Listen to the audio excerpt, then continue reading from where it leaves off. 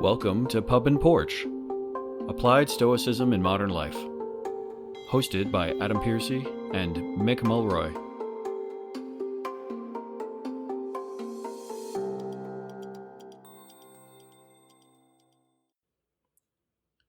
Welcome back to Pub and Porch, Applied Stoicism with myself, Adam Piercy, and my co-host, Mick Mulroy. Today, with the new year upon us and with 2026 like literally around the corner, Mick and I wanted to talk today about the idea of purpose in one's life, one's purpose in what they do. And it seemed like a fitting time to do this because especially when the new year is upon us, we're always in a time where people are thinking about what to do next or what's coming up for us. So, yeah, why don't I pass this over to you, Mick? And I'd love to hear your initial take on this. Yeah, so greetings, everybody, from the snowy mountains of Montana. My little town of Whitefish is looking like it's right out of a Hallmark movie, with the decorations and snow and the mountains behind it. It's awesome. But yes, we are upon the new year, and a lot of people, I think, spend time figuring out what do I need to do next year, right? So, it's a time to reflect on how things went and kind of plan for what's to come. And sometimes it's a challenge because they either had a difficult time last year or they just don't have a feeling of motivation for the New Year's. And I think one of those motivations that is so key to life, in fact, people always ask or even joke about, like, what's the meaning of life? Well, it's a simple answer to me. It's purpose, right? Seneca said, life is long if you know how to use it, right? So, and honestly, and somebody else I'm sure said, if not, I'm saying it right now, life really begins when you find your purpose. And that purpose, first of all, I'd like to start, and that purpose doesn't always have to be some extravagant, thing that'll leave you famous throughout history. That's kind of irrelevant. And Aurelius actually talked a lot about, ironically, considering he's one of the most famous persons in human history. Yeah. But the need to understand that ultimately most of us are forgotten. A test that somebody told me once is, tell me something about your great grandparents. Yeah. And then if that doesn't work for you, tell me something about your great great grandparents. These people are directly related to you, and most people can't remember their names and know nothing about them. So Right. that's not to depress people. I just trying to highlight that your purpose should be tied to helping others, not for posterity, in my opinion, not for any Yeah. kind of fame. And the last point on that, specifically the fame part, and this struck me once, I travel all the time. I Yeah. was watching a documentary, and like I've said numerous times, if you want to try to make something out of a 14-hour flight, go to the documentary section and click on something you don't know anything about, which I did. And the documentary was called I Am Douglas Fairbanks. You might ask, as I did, who the hell is Douglas Fairbanks? Well, Douglas Fairbanks was the most famous actor in the world by far. He bridged from silent acting to motion pictures with words. Yes. He started Hollywood. He literally put the Hollywood, famous sign everywhere. He went around the world. People carried him on the street. His wife was equally famous. It was literally like if you took Tom Hanks and Meryl Streep and multiplied them times 10, right? Because there just wasn't that many that famous. And the whole point is really of the documentary is like, and nobody remembers. They had the first swimming pool. They had all this stuff, right? So it makes you a lot more humble, thinking that you're going to be famous, for social media posts or some stuff. But I wanted to throw that in there because it's important to me to look at purpose for what matters most to you and to other people. Hopefully, your purpose is tied to the benefit of other people. I think that is a key to happiness in finding your purpose. Yeah. But that purpose could be, I don't know, you make bird feeders. You um, volunteer at Habitats for Humanity, Hmm. building houses for people who need it. You, uh, I don't know, volunteer to play the guitar at the old folks' home. If you have a purpose in life, or it could be, huge. You could be trying to solve cancer right now, or cure Yeah. cancer. But it's finding your own, not worrying about what other people think or what it means externally, other than it's helping people. So that's where I'd start with when it comes to purpose, and finding that it is, I think, a core element of Stoicism, particularly if you combine the virtues to come out with the sense of duty. And the sense of duty should be in service, is completely tied to purpose. Yeah.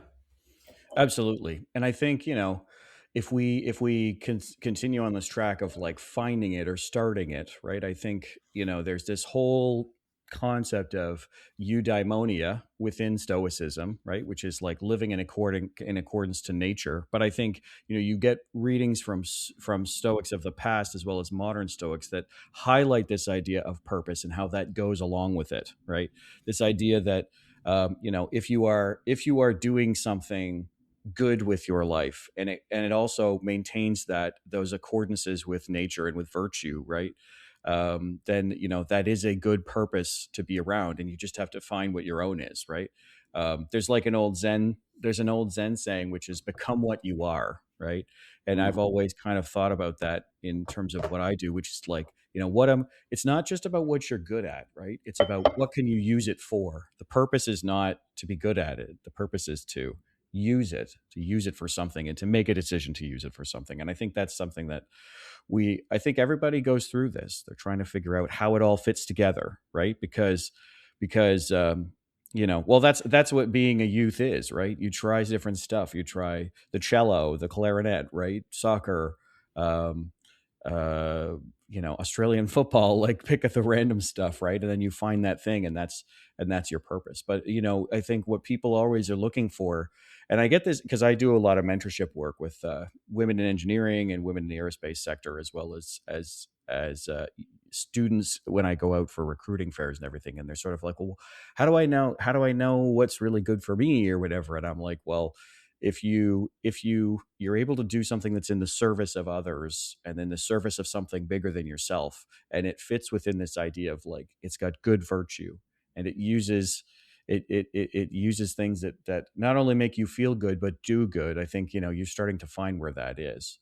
And but I mean, what you're talking about for purpose, right? I mean, uh as it Viktor Frankl wrote, man's search for meaning, right? Yes, It's literally exactly. tied to that. Yeah, absolutely.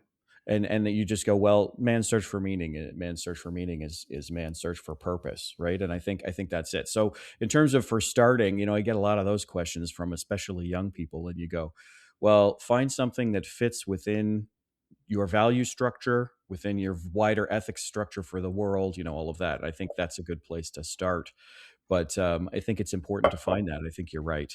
Marcus would say, right? Like, we're not like, what are you made for? Are you made here to lie in bed and do nothing, or are you made to get up and go do something? And I think, as human beings, what sets us apart from the other great apes is that we do have this composure to want to go and do something with ourselves. Yeah, So, absolutely. I mean, my company, the company that does the humanitarian stuff, it's full of veterans, mhm, and one of the reasons why it's easy to get veterans, because they can add something of value, right? right. We try to deliver food to people who need it in places that are very difficult to access. Yeah. So if you have veterans, and this isn't just for our organization, there's many like it. So it's not really to Hmm. highlight us, but it's to highlight the point of purpose attached to a skill, right? So if you spent 20 years in the military, especially in special operations, you learn how to solve very difficult um, problems through innovative techniques, Hmm. because not accomplishing the mission is just not an option. Right. So you take people who have that in their life for 20 years, say, and then they get out and they're retired technically, Yeah. but they lose that purpose. That's one of the things they all talk. You hear most. And Yeah. this isn't unique to veterans. It just happens to be my community, so it's the ones that I'm most familiar with. They Yeah. lose that sense of purpose and they get really depressed. And we should have Hmm. a whole episode on PTSD and suicide, to be frank.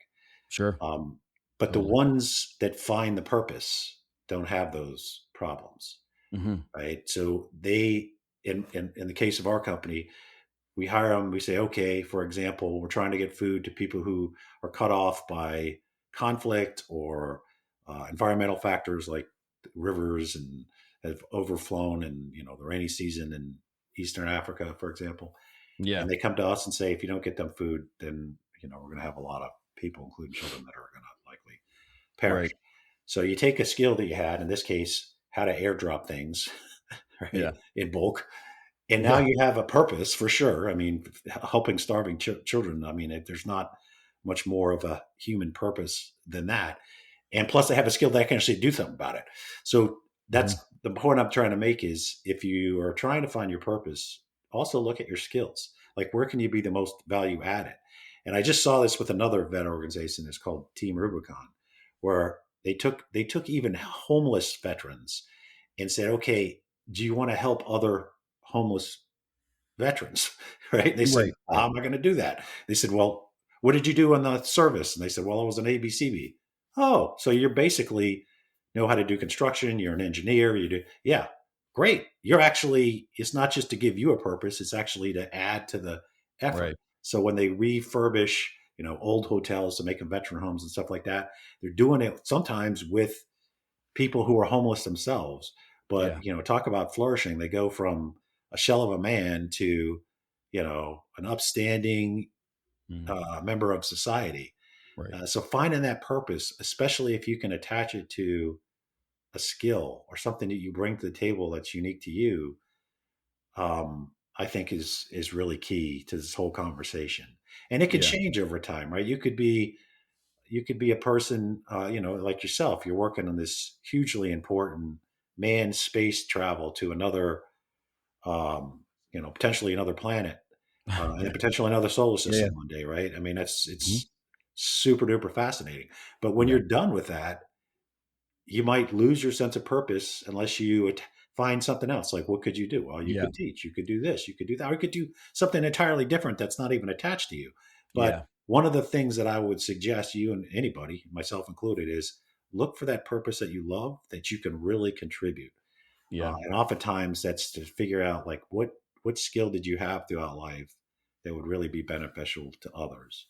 Yeah. And a lot of time that's going to deal with the next generation, which I think we all Yeah. have a it's not just it's a duty to Mhm. help shape positively and support the next generation. Whether you have kids, you don't have kids, is somewhat irrelevant Yeah. to me. I think that duty is also tied to whatever your purpose is in life. Yeah, I really tend to agree with that. Some people will be like, well, what is purpose? And in some ways, it's hard to actually define it. I would always say though, just like what you were just talking about, we can see how important purpose is to human beings because when people don't have that, you can see how low they dip, right?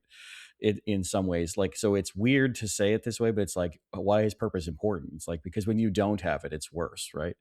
But yeah, you were talking about my industry. My industry is an interesting one because working in innovation tech for a long time before I joined the space program, I had a lot of people where they worked at. So I'll take a step back quickly. My career has been super super interesting because my last big job in school, because I worked in the innovation department at the college I went to, was working in a hand washing study and tracking of hand washing and sanitization practice, excuse me, at a hospital here in the city. And it was meant to help track things that eventually would have been used to help track stuff for COVID, for example.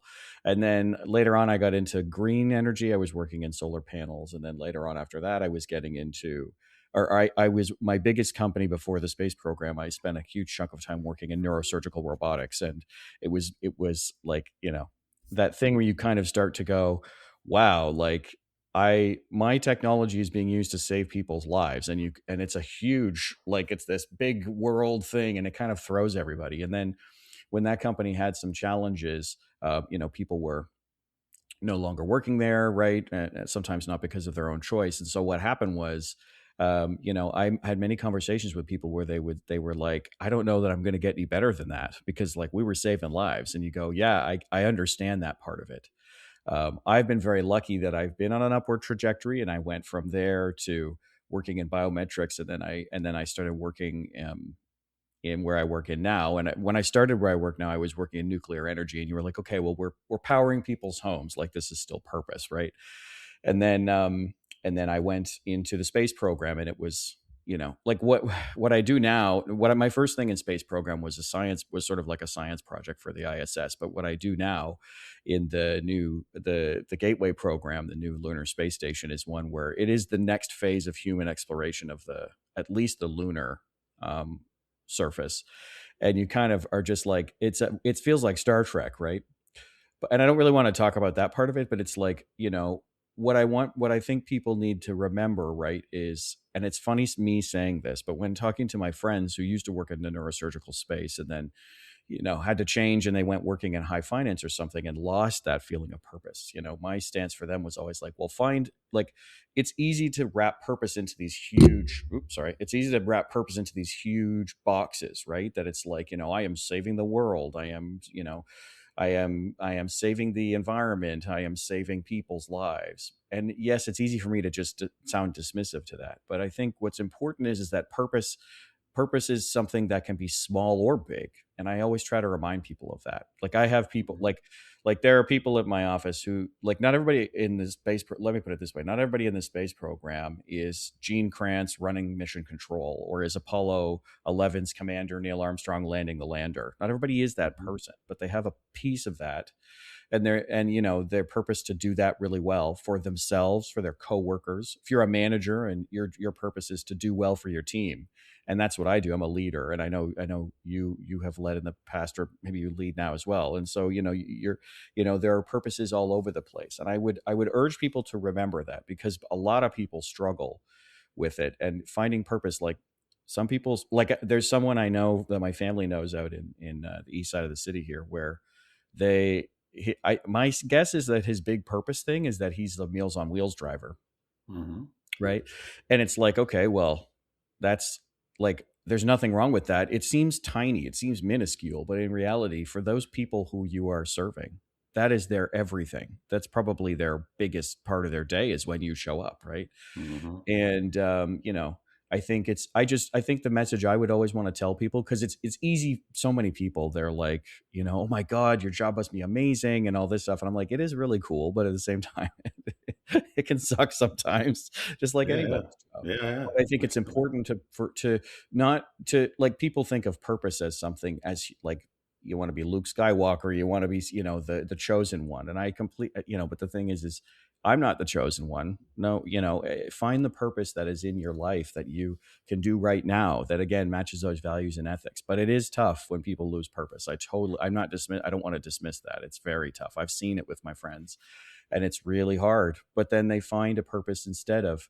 one of them's working on a project which is like an open source coding thing where they're teaching people how to use AI, and one of them's writing a book on something new and everything. And you go, okay, well, see, there's something you can always find. It's not going to be the same every day, but it's something that's there, and finding out what that is, I think it is like you and I are talking about. It is pivotal to somebody's further development. And some people, their purpose is to find stoicism right now. That's what I would say, interestingly enough. Yeah, So hopefully we're helping out with that. I do hope we're helping out with that. It's an interesting concept. I think in some ways, and I'd love your take on this. I think in some ways, finding purpose is something that meets with finding your personal ethos, your personal philosophy or ethics that you're going to try and live your life by, because it's going to help you decide whether or not this is going in the right direction or not. So, but what do you think? What are the steps look like in your mind? Well, it's interesting because you're going through some of the things in your career, and the story I had today, although we didn't coordinate that, It's closely related to one. But I'll Sure. start it with a quote from our favorite Roman emperor. Uh, a Yeah. man's true delight is to do the things he was made to do. Yes. Right. So that is finding your purpose. I think that's, but also, of course, and I think he meant it collectively. Yeah. Same with women.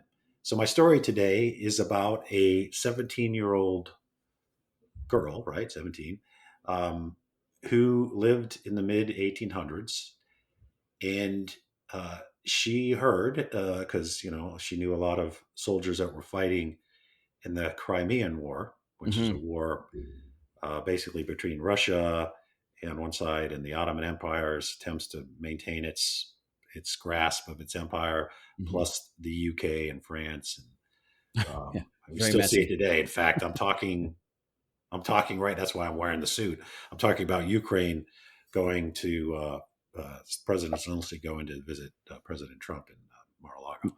Yeah. Yeah. Hence the outfit for me today. Um, but anyway, so this is the same area in Hmm. Crimea. Um, Soldiers were dying more after their wounds from infections in horrible sanitary conditions Hmm. in the hospitals, not just in the expeditionary medical facility, right? Like a MASH unit, if you remember those. Yeah. Um, call them something different today. But even when they got back to the hospital, at the time, medicine just did not appreciate how much sanitary washing your hands or keeping sterilizing, Yeah. the equipment you use to do surgeries. And so even people who should live were dying in horrible rat infested places. So this young girl went out there as a nurse, and she started with what she could do, which was physical. So she started with cleaning everything up. There's, food Hmm. here, no food there. Get all these rats out, bring in cats until they're all dead, scrub the floors, mop Yeah. the floors. She started with that, and it helped substantially. And Yeah. of course, just to have other people, to be frank, women brought Hmm. the morale of the soldiers up substantially. Yeah. Just their presence and the nurturing aspect they brought. But then she also said, okay, we did this, but, and this is nurses talking to doctors who, of course, think they, know a lot more than nurses, which isn't always the case. Yeah. My mother is a nurse, and my soon to be daughter in law is a nurse. Okay. Um, but so she started scientifically researching things around the world that would make it a more sterile environment and a Right. more healthy environment. And she did the science. We talked about this last week, the scientific method, like this is what's been studied, tested, and true. And Yeah. she convinced the doctors that this was the way to go. Hmm. And she had a substantial effect. They spread it across all of the field hospitals, and she became uh, one of the most substantial medical persons in history, including the mother of the modern nursing corps. So, in Right. case you don't know who I'm talking about, it is Florence Nightingale. Yeah. And I had a quote from her I tried to maintain so I don't screw up That's okay. script. Yes. Her last, one of the things she said right before she passed was, if I could give you one piece of advice, it would be to find a cause worth serving and never let it go. Right. So that's a purpose. And Yeah. she obviously went on to be well known. I'm sure everybody by Mhm. the end were like, "Yeah, we got it, it's Florence Nightingale." But even if we didn't, even if it was Betty Smith, she had a purpose. She had an impact. She took what she Yeah. could do and put it to exceptional use. And if everybody did that, imagine what society would be like. I mean, Yeah. really imagine what society would be like if ultimately everybody focused on that part of your existence, your purpose, and what you could do to better mankind. Yeah.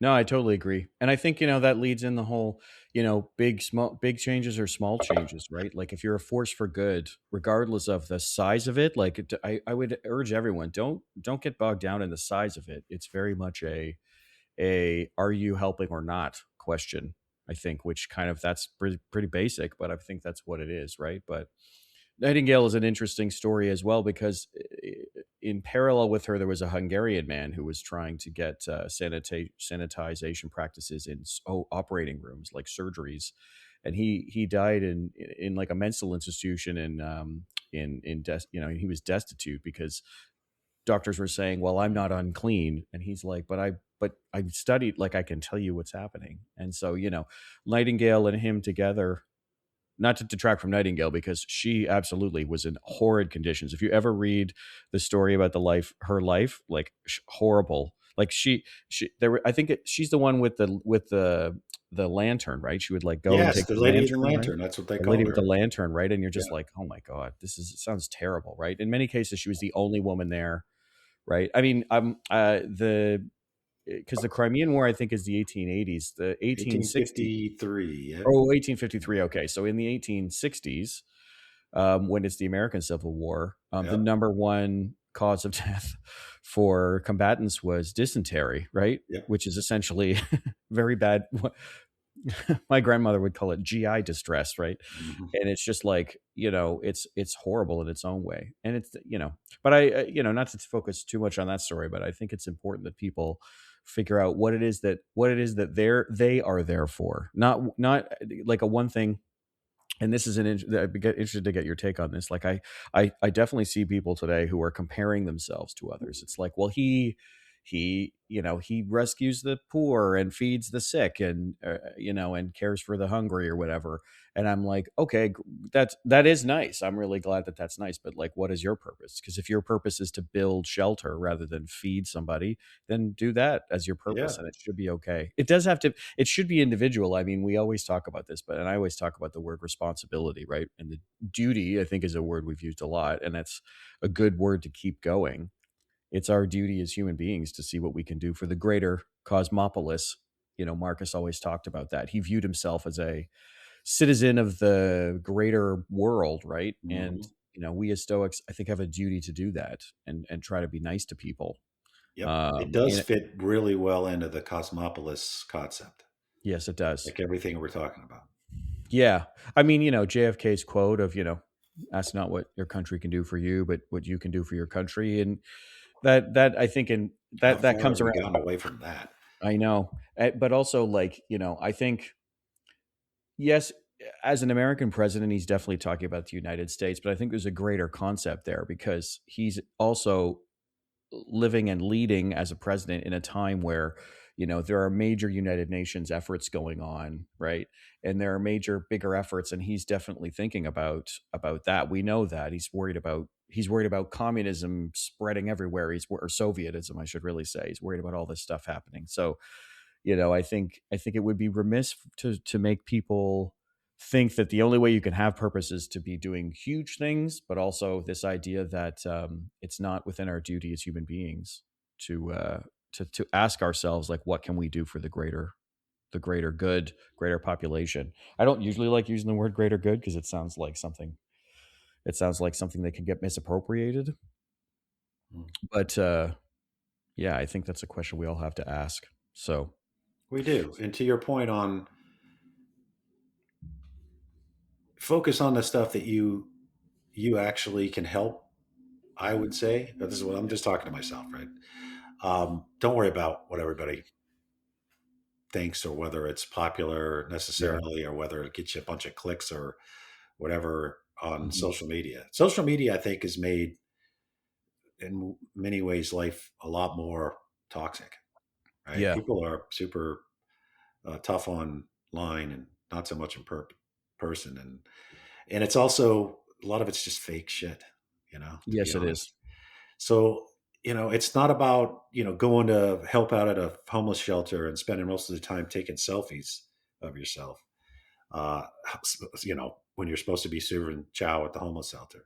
Yeah. And Well, that's why exactly. people do Well, that react to happened a that. couple of weeks ago, Yeah. right? And I don't remember who it was, and it doesn't really matter. But I'm with you on this one, right? Like we had a problem with that here with prime minister candidates during one of the last election cycles, where like we know they walked in the back door and they washed 3 dishes and took a photo and Yeah. left, and it was like, okay, That's like the worst. I don't need that in my life.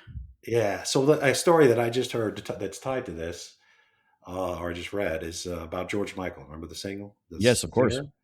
Yeah. So apparently he was like a mystery donor throughout his whole career after he got famous, and he would go and serve in homeless shelters and uh, Yeah, in all sorts of places where people were down and out, yeah, completely anonymously. yeah. Like told nobody, Hmm. dressed different ways so you couldn't tell who he was, used a different name. Hmm. Um, and he would give money to people who were down and out when he'd hear about them. Right, And he would promise, like by threat of taking money back, like they couldn't say anything about him ever. And it didn't right. come out till he died when people just felt compelled. Yeah, Maybe it's like Aurelius, right? When he said uh, burn my notes, yeah, and they didn't. Well, people said, okay, I know he said not to tell, but I'm telling now because he's gone, and yeah. and it's good reason to tell, right? So Sure. those are the kind of that's the kind of, I think, finding your purpose and service and purpose, um, that is most impactful. The one that's really focused on the reason for doing it Yeah. above all. Totally. Yeah, I totally get that. It's a yeah.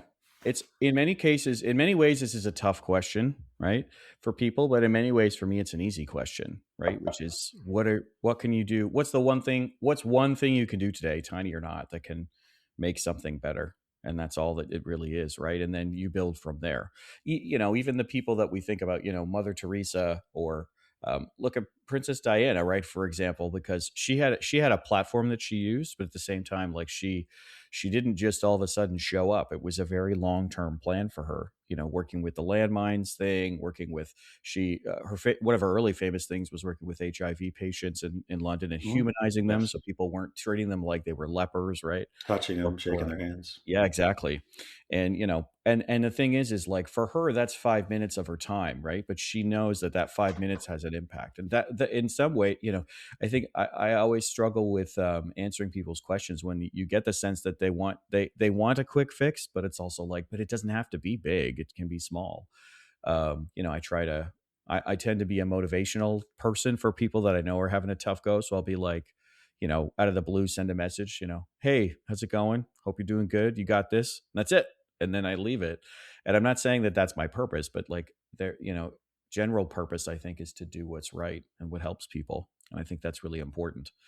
So, but yeah, in the world today, as you and I have already highlighted, I feel like it's at a downward trend right now in many ways. There's a huge amount of individualism, actually, people say that about Stoicism, which I think is interesting because it's taking responsibility as an individual for what we can do for others, but Yes. it's not doing only for us, right? Well, to But be really helpful to other people, you have to get your own stuff in order. yes, Right? yeah. Right. Well, it's Yeah. the face mask, the oxygen mask thing, right? Put it on yourself Yeah. first before you put it on the kids, right? And I completely agree with that, but that's where I think you have to just do a little bit of searching, either soul searching or searching in your in surroundings and environment. What can you do? But purpose is so important. I remember when I had my first layoff, because I was laid off from the neurosurgical robotics company. That was hard because you're sitting there going like, I'm never going to find that kind of people again. Never going to find that again. Like I never had any inkling I was going to work with the space program, just because of my educational background. And then it kind of happened, right? And it was like, oh, I guess this is kind of where I'm going. But then I realized later on, up to tell a small personal story, I realized later on that I'm not supposed to design everything. I'm not supposed to be this genius, like, well, the Geflugenmeister goes there and everything is fine. I'm not that guy. I realized later on that I was the one who checked in on everything. Working in safety, you never design anything, you just check everything. Hmm. I realize I'm a really good checker, and I ask good questions.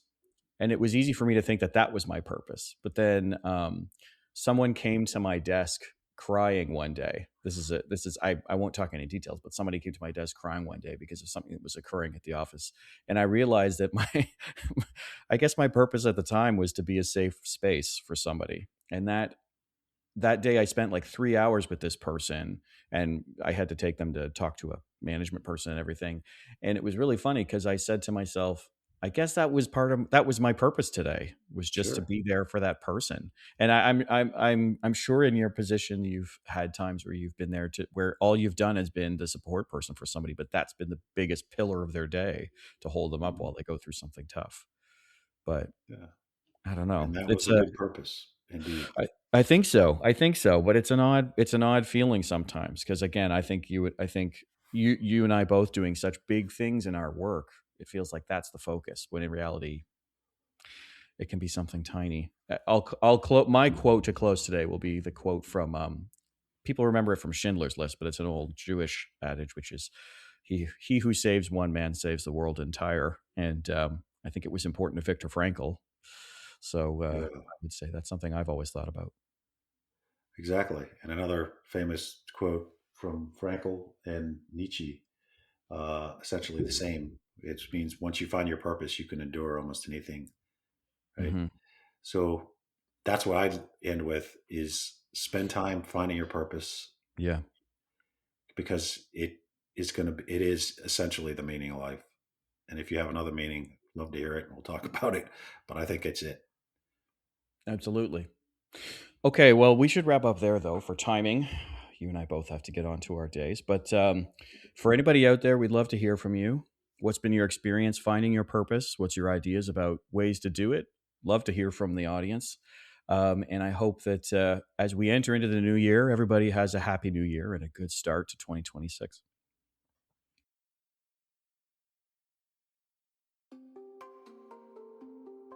Thank you for listening to the Pup and Porch podcast. If you'd like to find out more about the podcast or its host, head over to pupandporch.com, and you can listen to all our episodes on Spotify, Apple, or whichever platform you prefer. And if you'd like to help out with the podcast, you can find us on Patreon. Drop us an email if you have a comment on any past episode, you have a suggestion for future episodes, or you have an essay on an important topic for Stoicism.